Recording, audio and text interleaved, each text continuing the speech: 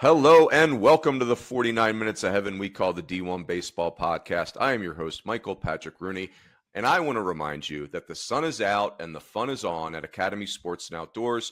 Score a cool pool, savor summer flavor with a grill, prep for fishing weekends, or mount up with a new mountain bike. However you have fun, you cannot lose with their top brands. Gear up online at academy.com or at your local store. Academy is awesome. My rendition of that read was awesome. And the three gentlemen joining me are awesome. Sauce Piece, Joe Healy, Zebby Barrels, Aaron J. Fitt, and Big Tex, Kendall Rogers. Gentlemen, happy summertime. How we doing? How's everybody feeling? Grand, Rooney. It's good to be back with you. Yeah, it's been a while for me. It's great to be back on the show. That's true. It has been like riding a bike. Yeah, that's right. That's right. Love it. Boys, here's what we're going to do today. We have the state of college baseball. Boy, that's grave. What a serious topic. Episode 2. It's in your hands, Fitzy. The state of college baseball is in your capable hands. Last week, or whenever it was, a week and a half ago, Kendall and Joe and I kind of like try to lay out things going on, like the circumstances, the environment. And today we're going to like make some cases. We're not going to decide anything, but I want to make sure we're unpacking some of the major things as best we can. And there were 3 things that we landed on as like high ticket items, high priority items. One was the house settlement.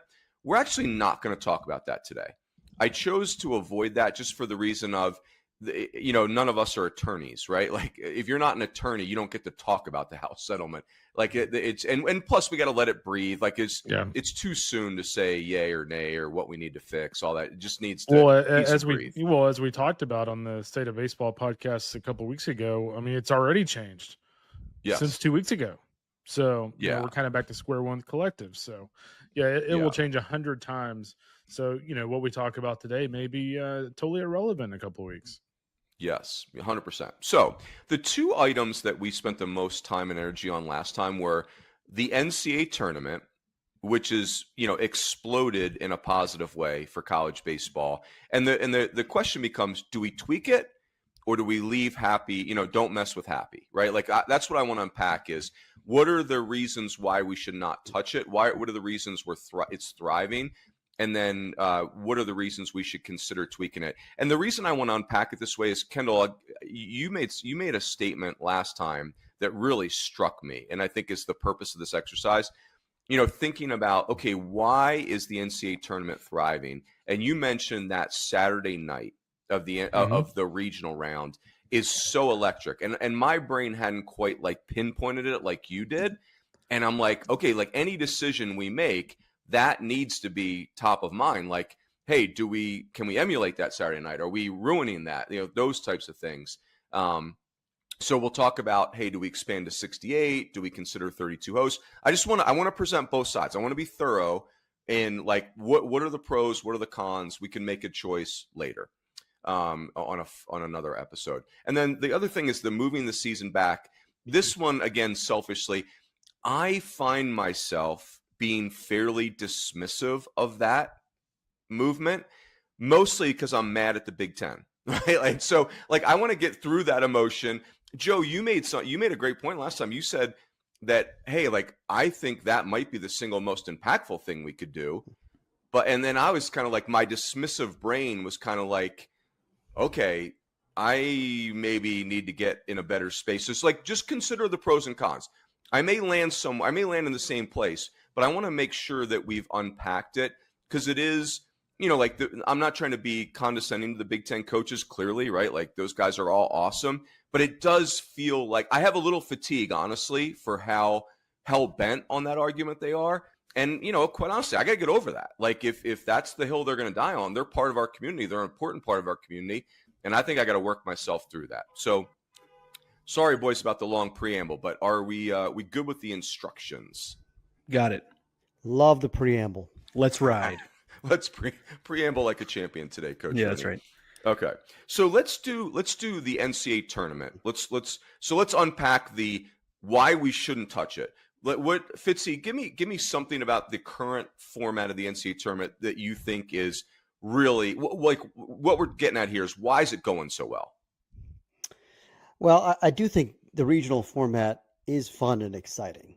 And well, obviously you want me to give you the positive argument. So, I mean, I won't yet go into my problems with the format, but I do think that, what we have works right now. I do like one thing I like is this, the way the regionals and the supers kind of mirror Omaha, where you've got the 4-team double elimination pod in regionals. And it's like the 4-team double elimination bracket in Omaha, right? And then if you win that, then you've got a best of 3 between 2 teams, which is same as the super, the same in the CWS finals. I do like that parallel structure. I think that's cool. And I think that it kind of does strike the regional format. It strikes a good balance between, the good teams do have advantages. The number 1 seed, A, as a host, has an advantage, and B, you get to play the 4 seed. You have the option to pitch off if you want in certain circumstances, and it sets you up. I think it rewards those top 16 seeds appropriately, but it still leaves room for unpredictability and the zaniness that we love. Just anytime you get into a double elimination format, weird things can happen, and so I think that's a pretty good balance. So those are some of the things that I really like about the current format. Yep. Hey, Kendall, I'm going to list out a menu for you and then go off the menu clearly if you want to. Like what you said about Saturday night is on the menu. Mm-hmm. Like that is a really cogent point for me right now. Like that Saturday night is electric. Actually, cogent, I like that. Yeah. Hey, now let's bring the plus vocab. The our good friend Mike Farron, Coach Farron, he feels like, to your point, Fitzy, that the general public has actually embraced the format of regionals. Like it's not as awkward to them as I once feared it was. I think the coverage of the event, ESPN is super. They love the college baseball tournament. And I think their efforts and enthusiasm, and I know I'm biased there, but I think that matters.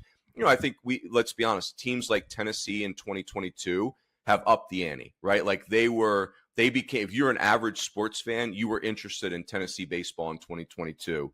The SEC in general, like you said, Kendall, I'm quoting you again, but you kind of referred to them as a villain, and I'm with you on that, where every good story needs a villain, and the SEC has provided that for us. And then, I think, Fitz, you just alluded to this, but like we still are getting upsets. We're still getting Oral Roberts in Omaha, and Evansville winning a regional, and we're getting Murray State. Like that's just the last 3 years. But go wherever you want on that, Kendall. But again, our theme is, why is this going so well? Yeah, I mean, I think the reason why the postseason is going so well is, as Fitt kind of pointed out, there still is that element of upset there. And what we've seen over the last few years, I mean, you saw Little Rock do what it did in the Baton Rouge Regional. So there is that element of upset. And I do wonder, as much as we love the idea, and I think we talked about this a little bit in the last pod, but as much as we love the idea of the 3-game series each step of the way, and giving more sites to different schools that otherwise would never host, you do wonder how much interest there would be in the first round. If Mississippi State is playing the SWAC winner, or Florida State is playing Jacksonville, like how many people truly are going to care to watch that? And so I do think there is that element. And so for me, I just think when you look at the growth of the regional round, you look at the growth of even super regional weekend, it's one of those things where if it ain't broke, don't fix it. And right now it's flourishing. It's not even like a rusty break at this point. Like it's a well-oiled machine at this point. So I wouldn't touch it. Yeah, there's risk to changing something that's going so well. Joe, what would you add to why this enterprise is thriving to the degree it is?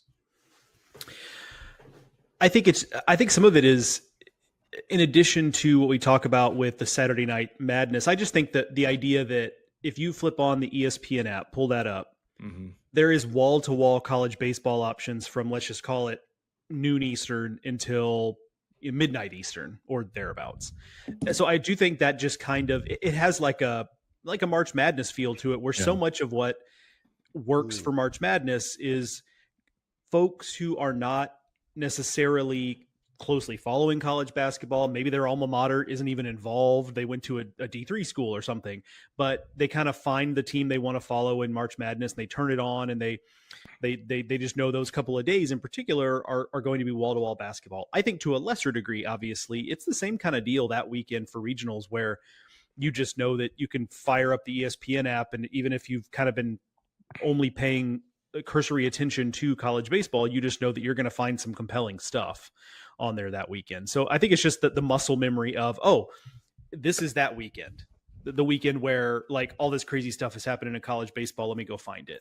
So I think that muscle memory is valuable as well, among the many other good points my esteemed colleagues have made. Well said. I do think to your point, one of you guys just made is like, hey, like the fact that the SEC has kind of taken over our tournament, there's parts of that concern me. But one of the things that's a benefit is they do have the best atmospheres. And so our tournament is getting jammed in due to the best atmospheres. The overwhelming advantages that ends up that they're earning there, to your point, Fitzy, that's a little alarming to me. Like this year, 6 of the top 8 national seeds were from the same conference. Like it almost, when people snarkily call it the SEC Invitational, I mean, like that's not 100% wrong. It is earned, but it makes me uncomfortable. I'll say that. Yeah, well, go ahead, Fitt. I would say we also have to kind of adjust our traditional view about conferences because last year Texas was in the Big 12, and so like just because the SEC is bigger, I mean it's like I get it. I mean they're in the same league, but I mean these conference expansion has changed the dynamics a little bit. I'm no longer that troubled by that, and I get the optics for the people who hate the SEC are the same. Like you have 6 of the top 8, whatever, but like it's not really the same. It's not really the same. Yeah, I was gonna say I would be curious to hear from a Kevin Schnall or somebody like that on if they even like the idea of doing a 3-game series the whole way. Because here's my thinking is I'll use the Little Rock example. Think of the fact that Little Rock took LSU to a second championship game. Why did they do that? Because they were able to kind of stretch out LSU's bullpen a little bit. LSU, what was it? The game they won, they put up a lot of runs. They were able to kind of get deep in their bullpen. Well, what happens if Little Rock is playing LSU in the second round of a tournament that is a 3-game series the whole way? Well, LSU's going, Kate Anderson, Anthony Heinsohn, series over, right? Well, in a regional format, if you can, if you have a team on a Sunday and you get them on the ropes and get deep in their bullpen, it just changes the dynamic of everything. All of a sudden, instead of a team having some massive advantage in a weekend rotation, I mean, you're relying on like their midweek guy to get them to a super regional. So I actually think if you're one of those people out there who, and again, it would limit it would be like now where not as many mid-majors are hosting, but you also kind of trade that for the SEC and the ACC not continuing to just run everything. Because I just think personally, if you had SEC teams matching up with mid-majors on the weekend at SEC venues in a 3-game series, I just think the chances of those SEC teams losing falls dramatically. Well, let's unpack that for 1 second, because I think reasonable minds totally can disagree on that. Because I think I've heard both sides of that argument, and I'm compelled by both, honestly. I go back to the early 2000s when Pepperdine went 2-0 in regionals 3 different times and then just got run off the field because they had 2 good arms and then couldn't find a third arm to win the third game. So the question becomes, Kendall's bringing up a great point. Would we have more upsets in this format? I just think it's more likely that a lower seed has 2 arms that can win 2 games. And by the way, in the best of 3 series, you win 2 games, you're done. Plus, if the power school loses game 1 and then they start to feel all that pressure, I just don't think the lower conference teams have 3 on, because you got to win 3 games in the same weekend. Your point about the bullpen, Kendall, is a good one. But Fitzy and Joe, so Kendall, I'm putting you down for you think there'd be less upsets. I actually think there'd be more upsets. I think there'd be more upsets if we went to 32 hosts. Fitzy, what say you? More or less upsets you think it would cause? Yeah. So I do think it's interesting because on the one hand, my gut tells me, all right, it's a lot harder to build pitching depth at the mid-major level than it is for LSU. I mean, like if you get deep in, like ultimately, Little Rock won a game to force another game. That's nice, but like, do you have enough arms to then win on Monday? Like, no, they didn't. And I think it's harder to do that than it is to just win twice. It's easy for Little Rock. Hey, we got an ace. Like we can go out and win that first game, and then anything can happen from there. Then it's kitchen sink. So theoretically, I do think that it feels like the mid majors would have a better chance to just win 2 out of 3. And certainly in when you get into those, like maybe not so much the like number 1 versus number 64 matchups. Okay. Like I don't think the top 8 seeds are going to lose a lot in the first round, but like you start getting into that in the middle, when you've got a 20 versus 40 matchup or whatever it is, I don't know how that'll work. Yeah. But they start getting closer and closer. I think you're going to see a lot more of those lower seeds win. Secondly, though, the counterpoint I guess I'll throw out there is this. The home team wins about 70% of the time in super regionals, about 70% of the time. So, I mean, I don't know how that compares to how often the hosts win regionals. But like it's certainly the better team, and the home team is always going to win more than they lose. But 70% is fairly dominant, but it's not overwhelming. I mean, 70-30, I mean, it's, if you had an upset 30% of the time, I think that's pretty good. So, I don't know that it would play out to that same level if we had, the team seeded 1 through 64, but I think it would be fascinating to see. Joe, what say you? Where do you fall on this? Yeah, I actually, and I truly, I'll explain myself because I don't mean this to be a cop-out answer. I think we'd get probably just about the same amount of upsets because I think it just totally depends on how the roster is built.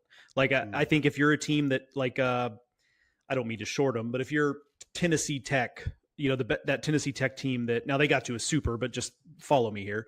Like that was obviously a super physical offensive team, and they were going to probably go about as far as their offense took them, at least on paper. Sorry, Ole Miss fans. Like I know pitching ended up being what won them that regional, but so if you're a team that's just going to try to bash their way to winning a regional, like I do think you would be more likely to win a regional by just totally, to Kendall's point, stringing out the SEC, ACC, Big 12 teams pitching as far as you can. But if you're like, I go back to, and I don't know why this example, but I'm about to drop a name on you haven't heard in a long time. I remember, years ago when Southeastern Louisiana got to a regional, maybe for the first time under Matt Reiser, they had an ace named Andro Coutura. Oh yeah. And wow. Wow, that is a great pull. Plus they got plus 20 for you. They got drawn into, I think it was LSU. And I just remember, guys like Ben McDonald on the selection show saying like, woof, that's like brutal because you're going to have to deal with a guy who, in today's day and age of the transfer portal, maybe that guy pitches at LSU. Right. But it was a different era. And so if you're that team that has, hey, we know our number 1 can beat anybody. After that, we're a little less certain. Like, I think they'd be more likely to upset it in a 2 out of 3 series. Right. So I think it'd be about the same. I just think it totally depends on how a team is built. Yep. Hey, let's keep unpacking. Oh, go ahead, Fitzy. Go ahead. Just one more quick thought on this is like, we talk about the likelihood of upsets, and I think upsets are fun, and they're good, but also so is brand names. And so it's like an upset isn't inherently a good. It is really just kind of the combination of both outcomes, right? Being possible. And so like, I don't think we necessarily need to change the format in order to get more upsets. I don't think that's the reason you would change. I just think the key is like, do we still have upsets? I think we would absolutely still have upsets. Whether it goes up a little bit or down a little bit, I don't know. But like, I don't think ultimately, you would eliminate that possibility for better or for worse. I kind of agree with Joe ultimately. Yeah, we're seeking drama, not upsets. We just want drama. That's what we want. Yep. We want compelling action. It would be very hard for me to give up the way it feels watching those Saturday night games and watching your head spin on Squeeze Play. But my counterpoint to that, and not to jump ahead, my counterpoint to that is think about Saturday night of super regionals, right? You've got, it's only 8 games going at once, but you've got 8 games going at once or during the day. Yeah. Now double that. You'd have, 16 games going on the same day, on the same Saturday. It's still, there's still drama. True. It's still 16 games 32 actually, but they just be spread throughout the day. Yeah. Am I the only one though who prefers Saturday night of regionals over the Saturday of supers?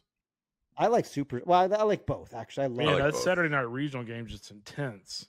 But think about this. Like, what if half of those games you've got a team with a chance to clinch on Saturday night, right? Yeah, that's true. To clinch your first round matchup. You got that factor. Plus, Rooney's just corrected me. I'm an idiot at math, but you have 32 games on Saturday. You'd have at least 16 games in that night window. That would be manic. You want to see Rooney's head explode? On a side note, though, that's a lot of production money from ESPN to make that happen. It would take a commitment from ESPN, but I would say though, for ESPN, it would take more money. Although I would say, and I'm not an expert on production costs, but so many of these schools have their own built-in production via, mechanisms, and that increases year after year. It's not like but I think ESPN's commitment would be tested there, because now instead of having to do televised 16 sites, they'd have to do 32. Let's keep going there, Kendall. So here are some of the reasons why 32 hosts, would be something to consider. The attendance would go up because we would lose. We'd have more games. A regional game maxes out at 7, and then this format would max out at 9 games, because you'd have, I know it's hard to visualize this, but you'd have 2 teams playing 3 teams over, you'd have 3 games over here, 3 games over here. The 2 winners meet and they could play 3 games. So these 4 teams could create 9 games instead of the maximum of 7 of regional. There'd be a home team for every single game. So in theory, that creates more attendance. We've talked through the drama. I do love the idea of pitching matchups we can market, because that's one thing we lack in the regionals. Yes. There's no pitching matchups we can market because we're kept guessing. It's, hey, for ESPN, here's the bonus. You get one more weekend of compelling television. It's, hey, every sports franchise in the world is expanding their playoffs. They're not doing it because they're bored. They're doing it because it generates more income for them and their television partner. We have 2 dead weeks anyway in our, after the College World Series, we have 2 dead weeks before the draft. I'll tell you another thing. It would alleviate a lot of the pressure on the weather that we're experiencing in regionals. Now these sites that have problematic weather are just trying to get 3 games done instead of 6 or 7 games done. So much easier. That's a huge factor, because think about it's again, especially with all these venues in the South, and it just rains every damn day in the South that time of year. It's miserable. It is what it is. Storms are coming, and it's if we got to get 2 games a day at each site, you fall behind, and then it's a nightmare. Kevin O'Sullivan has to love the idea of a 3-game series. Sure. Given that he's 9-1 in super regionals. Now let's be clear. Kevin O'Sullivan is, and the ultimate outlier in that he coaches in super regionals. There's actually no pressure. Well, I'm just saying because of how much it rains in Gainesville more than anything. Right. LSU, I think about it. They're ungodly the delays they have there. So here's one thing that I think we got to talk through. So in the last 3 years, let's go the last 5 years, I'm combining the SEC and the ACC. And your point is duly noted, Fitzy, that we have to reconfigure the way we think about conferences, because the ACC and the SEC are, in fact, 10% of all of college baseball. That's a big number. But they're also if you're going back 5 years, then you're starting to talk Stanford's 3 Omaha runs. They were in the Pac, now they're in the ACC. It's just so different now. So different. But they all still are. They're also 2 of the 29 leagues. And so just for a data point, last year 11 of the 16 hosts came from those 2 conferences. The year before, 11 of those 16 hosts came from those 2 conferences. The year before that, 12 of the 16 hosts came from those 2 conferences. And then it was actually much lower. It was 9 and 8. So long story short, one of my concerns why I think we do need to keep considering these things is I feel like the sport has grown on the back of the SEC, but we do have to diversify our portfolio at some point. I don't think the SEC can be the only thing growing our sport all the time. Now, you guys might dispute that maybe I'm giving the SEC a little bit too much credit for that, but let me name some hosts ironically, the SEC would get to host more if we went to 32 hosts. But like, here are schools that really, to me, care about baseball that were 2 seeds that just missed. Arizona, Northeastern, Boston College, TCU, Arizona State, Wake Forest. Some of these schools did host, but like one time instead of multiple times. UC Irvine, Kansas, West Virginia, Mississippi State, Dallas Baptist, UNCW, San Diego, Louisiana Tech, Nebraska. I mean, the Big Ten, they're 2 seeds all the time. And gosh, do we need to bring that league into the fold. Hell yeah. So that's the question, is like, is spreading the love is it impactful enough to make a move like this? Yeah, I mean, when you list the teams that you just listed, that's pretty compelling. Because, I mean, Nebraska is a prime example. If Nebraska hosted a first-round series, I mean, that place would have 7,000 people in it with, packed berms. So it is a compelling point. La Tech, I mean, you think about the regional Love Shack. Like, if you had more postseason baseball, places like Louisiana Tech and Louisiana and Southern Miss, and all these, like, how I think people would get fired up if you had a regional at Northeastern or San Diego. I mean, like, it's a 2-game, whatever, best of 3 series, and if you win, then the momentum continues to build. But I've always thought, Rune's one of the best arguments for the 32-team model, 32-host model is the Big Ten factor, especially because it's such a sleeping giant, if you will. And the best way to generate excitement, as you've often said, around a baseball program is to have home postseason baseball, on your campus. It's such a different animal. And even if it's just the best of 3 series, not a regional, like, think about how electric it is when you have an unexpected super regional host. Like, never seen Jack Coombs hopping the way it was for that super regional against Murray State at Duke. They never had postseason baseball before in any of our lifetimes on campus. And, it was only a best of 3 series, but by God, like, they brought in all kinds of auxiliary stuff and it was jumping, like it never has been before. And that was cool. So that's a big selling point, and that creates more fans, and it creates more people. Oh, I remember we went to that I didn't even know we had a baseball team. I'm a Duke basketball fan. Hey, we got postseason baseball. Like, remember how cool that was? And then they come back and they go to more regular season games. It builds so much momentum for the sport. And while I'm just rambling, I'm going to piggyback on something else you said, Runes, which was every game would be sold out of the entire postseason. You wouldn't have these. That's the thing, is the regional format. Saturday morning, even if the home team is in that game, that's a loser's bracket game. Enthusiasm is dampened for the home crowd. I mean, in some cases they'll still show up, but it's not going to be like electric like the nighttime crowds would be. B, it could just be the 3 seed and the 4 seed in front of 200 people. That's not very exciting from a marketability standpoint. And then that Sunday morning game is always just all right, like, wake me up when it's over, like, let's just cut to the chase. The Sunday night game is one that we care about. Like, the Sunday morning round, it's like, all right, like, come on, it's just like those games aren't good TV. And so, like, half of our games in the regional round are like, meh, like, the 2 Friday games are awesome. And then, but one of those Friday games, again, the home team isn't involved. So, like, it's just like often Friday night too, because they pick the day game as an advantage. Yeah. Like, we talk about East Carolina, the great crowds that they have.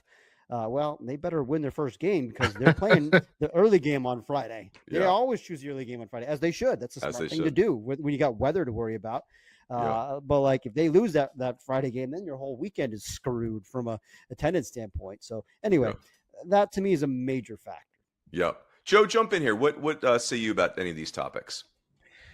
Yeah, one of the things I think that gets overlooked with the potential of doing a 32 host format is, in addition to everything else said, I agree with everything, but I would also add in there, I think one of the components that we get in March Madness that we don't get in college baseball that I think is sometimes helpful is, I'll use a specific example, 2019 regional in Oxford. It's Ole Miss, it's Illinois, it's Jacksonville State, and I have it pulled up. Clemson was the 3. So Jacksonville State wins the elimination game Sunday morning or Sunday afternoon against Clemson. So, like, and that would be them, the equivalent of them winning the first round games or what have you to get your regional flat. As it is, they turn around probably an hour and a half later and get their brains beat in by Ole Miss 19-4. And that's all she wrote. And so I do think in this 32 host format, let's say Jacksonville State, now that wasn't a very good Clemson team. They were 3, but let's just play with this scenario. If they go win a 3-game series at Clemson and then they advance to the next weekend to take on Ole Miss, yeah, they still might get their brains beat in, but for that entire week between the first round and the second round, they get the publicity of that. Yes. And they probably have a lot more fans in the stands, frankly, in Oxford. Not just for, geographical reasons that it's not that far, but you get the people like us talking about it. You get their local TV stations getting talking about it a little bit. Their fans get a little more engaged. I mentioned the attendance piece. So right now, as it is, the teams that pull a big upset to get to the regional final don't really get that shine unless they do what Little Rock did. Like if Little Rock loses that first regional final to LSU, like maybe we talk about them a little bit just because they almost didn't make their conference tournament, but they're certainly not getting the attention that they got paid otherwise, right? Because they play that Monday game. So I think there's just an opportunity there for teams that had really good postseasons to get a little more attention, the way that in the NCAA basketball tournament, if you advance to the Sweet 16, you get that whole week before the Sweet 16 to celebrate that and to build some momentum and some interest and all of that stuff. And right now, college baseball is missing out on that part of it. Yep. Love that point. Hey, boys, on the 2 objections that come up to this a lot are that it pushes the season back 1 more week. That's one thing. Kendall, you made the point about I think that point, hey, if I don't know, Mike Rooney State University was 10-50 but won their conference tournament, is that a dog of a matchup for Vandy, the number 1 seed? I still think it's the postseason at the perfect time of year. I still think they're selling it out, honestly. Yeah. I don't take that as a real objection. That feels like a pray for the problem objection. But an extra week, I don't know. I'm kind of over that now because I don't want to steer the jury, but I'm a little over that now because we just sit around for 2 weeks and wait for the draft to show up. And I feel like the benefits outweigh that. Any other objections to this that we haven't surfaced? Well, it's not an objection, but it's just building on what you said, Runes, where I get that there are some logistical challenges that I feel like this is actually a good segue to our next discussion, frankly, Runes, where there are I get that there are logistical challenges, though the season's a week longer and but look around, this world has changed so much. Why are we beholden to the same calendar? And I get that we can't just snap our fingers and hold, there are concerns of do the students have to be enrolled in summer classes, or do we have to pay them how do we pay them over those extra months? But college sports has gotten over a lot bigger hurdles just because they wanted to in recent years. So if there's a want to on this, we'll figure it out. And I feel like that, like I said, our next discussion, I feel like deals with this a little more directly. Yeah. I would add on the scheduling piece, I think it'd be more likely they get rid of a weekend during the regular season than if they added a week on the back end. Because the NCAA over the last few years, I remember even Wayne Graham, his last couple of years at Rice, he was fighting behind the scenes pretty extensively to not decrease the number of games. He was really concerned the NCAA was about to go from 56 to 52 games. So I actually think that they would decrease a week from the season or get rid of 1 weekend from the season and not make the season longer on the back end.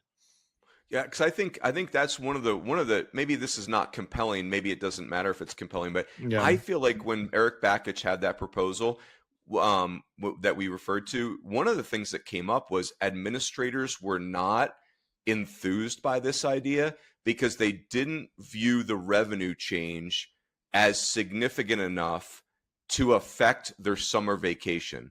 And I know that sounds incredibly self-centered and myopic, but I also get it. These people work their butts off, and your family time is your family time. I think it's a fair point, Kendall. They don't want something creeping further into the summer than it already does. Well, it's just, this kind of goes to our next topic, but are we really concerned about the Big Ten getting more people to games? Is it moving the needle if Indiana University, their ballpark holds 3,500, does it really move the needle if Indiana University is getting 3,500 instead of 2,000 people at a game earlier in the season? Is it making enough money to warrant going through all this? Well, I don't know if it does. I'm actually pretty sure it doesn't, but I'm not 100% sure. Well, the argument is that if you play baseball during, baseball weather, that those places would become a big deal, and that maybe they would build bigger facilities. It's not like, can we get, can we fill up our 2,500 seat facility? It's like, hey, look at the Madison Mallards are getting like 6,000 fans a game in Madison, right? Like, what's a bigger brand name? Michigan, University of Wisconsin, or the Madison Mallards? I mean, like, why can't we get those fans to go to the Big Ten games? That's the answer. It's not like, oh, we're going to try to fill up 2,000 foot fan stadium. It's not about that. It's about thinking bigger. It's about the Big Ten has enormous brand power that is totally untapped in college baseball. Yeah, I mean, I agree with that, but I'll also add this, and we kind of talked about this in the last pod, but I'll just say it because I'm the person who seems to be a little bit more fiery on not moving the season back. But there are several Big Ten programs, almost all of them actually, who are only going to increase their scholarship total by 1, 2. I think there are a couple of teams that are going 3. The vast majority of the SEC, ACC, Big 12, they're going 24 or more scholarships. So, as you know, since Renz is an HOA guy, I'll just go ahead and make this comparison. It's like somebody who pays 20% of their HOA dues going to an HOA meeting and going, "Hey, this is the way this should be." Well, no, you pay. If you're only putting in 20% of the effort, like, why should we give a damn what you think? And that's kind of the way I believe about the Big Ten. If you only care this much about baseball, which you're showing it through your scholarship situation, you're showing it through, frankly, the coaching salaries versus the other power conferences. Like, why should I care, or why should anybody care what you think? That is a real thing. I'm going to remove the Big Ten for a second. That is a real thing in my HOA leadership tenure. That in regular session, you have a resident that comes to the meeting and raises holy hell, and then you go to executive session and they're back 3 months on their dues. You're like, okay. Well, it reminds me of like Gary Barta a few years ago, whenever it came out that they voted against the third assistant. Which, by the way, it's just funny to think about that was a big fight. Now it's considered like sacrilegious if you don't pay a third assistant. But it goes back to that whole thing where when that came out, like, he went on this campaign like behind the scenes to try to dispel the information that was out there about that. But it's like, dude, you're like, you guys don't even care. Administratively, you don't even care about college baseball. Why should I care what you think? Yep. It is a bit of a chicken or an egg situation, because the answer, they might counter, well, why should we spend all this money on this sport that is played during the wrong time of year? Like, it's just like, and I mean, if you don't care enough to make the sport make sense from a weather standpoint, like, it is the boys of summer, it's not the boys of winter, and we started in February 14th. Like, it's just like you're instantly kind of putting half the country into a huge disadvantage. So, like, why would we go all in on our investing in this sport where we have this enormous built-in disadvantage? That would be. Yeah, I mean, Jim Penders would probably argue that they're not at some massive disadvantage. I mean, they've turned out pretty good. Well, Northeastern, Mike Lavin's probably not making excuses. Those guys would argue that we're not making excuses because we don't like the excuse-making mentality, but they would also probably acknowledge that, we have a pretty big disadvantage to overcome by having to spend the first 6 weeks of the year on the road. Hey, let me ask you guys this question. Let's put revenue on the side for a second, because I think that's a really that's a tricky one. What about, like, another thing came up is, like, hey, in essence, we'd be pushing the season back 2 or 3 weeks, depending on whether we did 32 hosts. And I'm just doing let's move opening day to like the first weekend in March instead of the full 4 weeks. So the two of the other things that I've heard is that, hey, the weather in Nebraska 3 weeks later is significantly more uncomfortable. Now, the only thing I struggle with there is that there is a AAA team there, though. And like, they play in the summer. So like, that feels like it may be true, but it's not so true that the pro team isn't playing there. Yeah. But the end of summer ball, like, And now I think we have to remember, like, only 8 teams make it to Omaha and only 16 teams make it to the Super Regional. So it's like not every player can't do summer ball. But like, do you guys view, and, you know, Kendall, you pointed out, like, hey, we could end up with a 50-game season. I actually am not like crushed by that. I don't love that, but yeah. Can I make a very unpopular statement? Just because these guys actually go out to summer ball games, I don't really care if like the season gets pushed back and like summer ball is not a big deal. Like, I just don't like if I am a full proponent of moving the college baseball season back, because I don't want people to think I'm just totally against moving it back at all. Yeah, I am. Sure. What I'm not for is moving it back to, like, you know, the end of March, the start of April. But I'm 100% all in on the college baseball season starting, let's say, the second week of March, because you know what, the weather in the north isn't great. But as Aaron pointed out, instead of being on the road for 6 weeks, you're on the road for 3 weeks. And so I'm fully in favor of moving the season back. I'm also in favor of moving the back end of the season back and just making it where, hey, when your season's over, you join summer ball. But until then, like, hey, sorry, but like the Cape, you're going to have D2 kids and whatnot, like, until these D1 guys are done with. Like, I think college baseball should make its season to the best of how it suits college baseball. Like, who cares what, you know, the people running the Cape think on that? Who cares what, you know, the whatever league and, you know, the Northern California thinks? The Cape in the Northwoods, like, in all those leagues, are good experiences, but those aren't your constituents if you're running a university or if you're the NCAA. Like, you don't owe those people anything. You know, they, in some cases, like, they're taking advantage of the players that you have developed, and they're making money off of those players. You don't owe them anything, those leagues, right? Like, we like those leagues. They're good for development, but like, we shouldn't be making our decisions what's best for summer ball. I totally agree with that. Well, and actually there's an argument, having spent some time when I was out at summer leagues talking to people about this. Like, actually there's some element of like, I bet those leagues wouldn't hate this as much as you think, because I don't think it's so much that, I mean, yes, they want the best players possible, but I think mostly they just want to know, hey, tell us who we're going to get, and then can we just get them, please? Sure. Because right now the issue is like, well, we got to wait on the postseason guys, and then they show up, but then like right after that, the draft happens, and then they go, and so it's the turnover. So if you could guarantee them, hey, it's a lesser player, but it's a player who needs the at bats or needs the innings, and they're going to be there 6 or 8 weeks, like, I think they'll take that trade every day. Yeah. Because the uncertainty is the biggest problem for summer leagues, more so than like the quality of player, I think is kind of my take. I think my larger point here is, I think if we want to think, like, right now, it kind of feels like the discussion, as it should be, especially on this podcast, the discussion about moving the season back is like at the 10,000 foot level. I think if we like go a little higher and get to the 30,000 foot level, I think one thing that we'd have to think about is, okay, yes, is it nice if Indiana and Nebraska and maybe Minnesota and whoever else in the Big Ten could have real baseball crowds for a larger percentage of its season? Could that create more revenue? Maybe. That's all positive. But where I think maybe the bigger picture piece needs to be considered here is, one of the things that we complain about, and I'm one of them, is, you know, certain leagues that just kind of are not present on TV. Like, whether that's regular TV or on an app or what have you, if you're not on like the ESPN high profile stuff, it can be kind of hard to find sometimes, or frustrating, or if you have app glitches or whatever.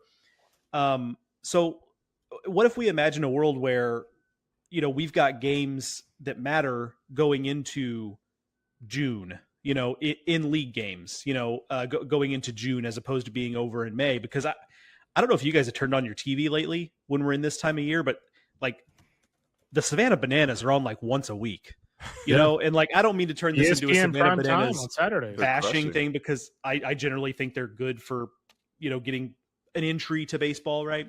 So it's not a complaint, but it's just like, there ain't nothing on TV in the summer. Like, if you're a sports fan, unless you really like NASCAR, or if you have a local baseball team you watch every night. But for the, like, so I do think there's some opportunities if you're FS1, because the Big Ten has a deal with Fox. I know maybe it's CBS. Either way, whoever the Big Ten has a deal with, like, right now, part of the problem is we can't get baseball games on because it's at a time of year when we're finishing basketball, and then, you know, we've got other, you know, some of the playoffs in hockey and basketball and what have you. But you get clear of that if you start to move the season a little further back. And so I do think it creates a situation where some of these ancillary networks, FS1, CBS Sports Network, maybe somebody else gets in the mix, maybe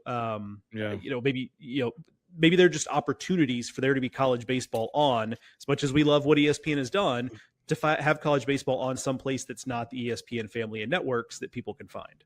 Yep. Hey, let me put a bow on that, and I got one more thing I want to cover with you guys before we wrap. Sure. I just like, if I could, and maybe this is the sales professional in me coming out, but like, I feel like the Big Ten coaches are so frustrated on this topic that now they're just screaming at their customers, "Why are you so stupid that you're not buying our product?" Like, I would implore the Big Ten coaches. Like, I just feel like every comment starts with, "It's just asinine that we play, blah, blah." Well, that's what we do right now. Get your selling shoes on. Like, give us the compelling reasons why. Like, get back into sales mode like Eric Bakich was. Take that back up, because I feel like you just being mad and screaming at us about this is just not, like, you're just getting everyone to, like, not want to talk about it. So that probably came off. I think you make a good point, but to their credit, I mean, I'll be very, very honest with you. Like, I haven't heard a Big Ten coach bitch about the start of the season in a couple of years. I really haven't. At least, they're afraid of you, loudly. They probably just kind of know where I stand on it. They know better. No, well, so that's fair. I hope that that is reflective of me just kind of obsessing on meanwhile, John Savage is like, wait, the season starts in a bad spot. Like, I love it. Yeah, right. So yeah, it's worked out good for them. Thank you. I think it's important to hammer home here too, because this conversation is very Big Ten centric, and it should be. Like, they're the biggest conference that has to deal with this, right? Although I would remind you that, Oxford, Mississippi, I don't know why there's so much Ole Miss in this episode, but Oxford, Mississippi, not a really pleasant place to play baseball in late February. Like, I remember watching a game against Wright State on TV where it was snowing in Oxford. Like, so everybody would benefit a little bit from this, unless you are Chapel Hill. I mean, we've been snowed out in the Carolinas opening weekend. This was before Joe was a part of D1Baseball, but Joe and I sat next to each other in Minute Maid Park, and our fingers were numb. So I think we're all in agreement on moving it back just a little bit for sure. But I think it might be easy to ask the question of, is the juice worth the squeeze when you talk about these Big Ten teams? This is the point, the larger point I'll try to make quickly. Like, well, one, you don't know until you try, but two, the SEC and the Big Ten as institutions have a lot more in common than sometimes they want to admit. And one of the big reasons why college baseball, let's be honest, took off in the SEC is that unless you lived somewhere where you could watch the Atlanta Braves every night, like, not a lot of baseball happening in that region. Right. And so that's part of why it took off. There are more baseball teams in the Midwest. I get that, but it's not like the Big Ten institutions are not in places where that baseball is necessarily accessible. Famously, if you live in Iowa, you can't watch the Cubs or the Cardinals or the White Sox or, because of the blackout stuff. So what you have are small to medium-sized college towns in places that love baseball. The Midwest is not a problem area for baseball writ large. Like that is an area that loves its baseball. So you've got towns that don't have access to professional baseball, at least not at their fingertips, who love baseball. And so if you can create more games for these people to go to at a time when you can comfortably sit outside, I just think that juice is worth at least trying the squeeze. Yeah. Well, the other thing I'll add is, if you look at the Big Ten with Tony Petitti as its commissioner now, obviously some very strong MLB ties there from Tony, but the Big Ten's had 3 to 4 closed door meetings with Greg Sankey and the SEC over the last few months. Obviously, they're not talking about college baseball now, but I mean, as those two conferences get a stronger bond, maybe there is a pathway here for Petitti and the Big Ten to sit down with Greg Sankey and show him a pathway of like, hey, here's why the college baseball season should be moved back. Because no matter what you want to say about the SEC, the only way you're moving the college baseball season back is by convincing Greg Sankey it makes sense. Bingo. Yep. If you convince Greg Sankey it makes sense financially, it's done, in my opinion. Amen. Hey, boys, let's put a pin on it there. Next, the episode 3 of this series, I'm gonna put some proposals on the table, and by by golly, we're going to vote. We're going to summer session of College Baseball Congress. And one thing we didn't get to today is one of the proposals, I'll put it together there, is Field of 68. And I have a tweet out there that I'll resurface.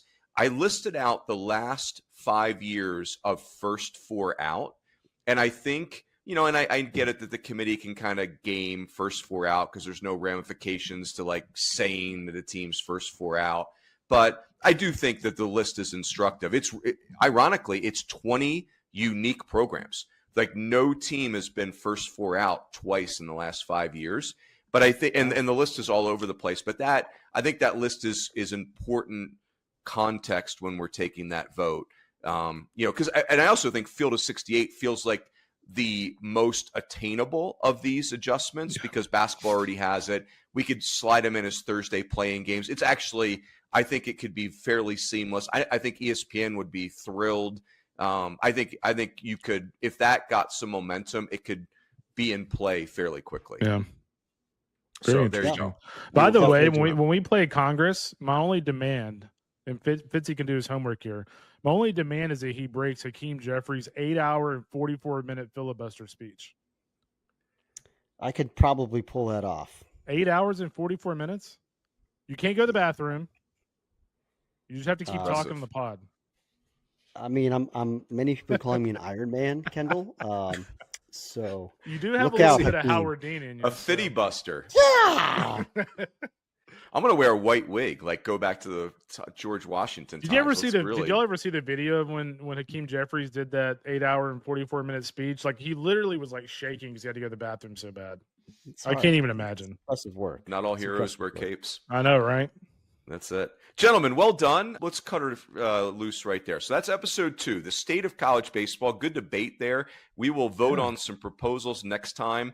Happy summer, everyone. And that is it. We will catch you next time on the D1 Baseball Podcast.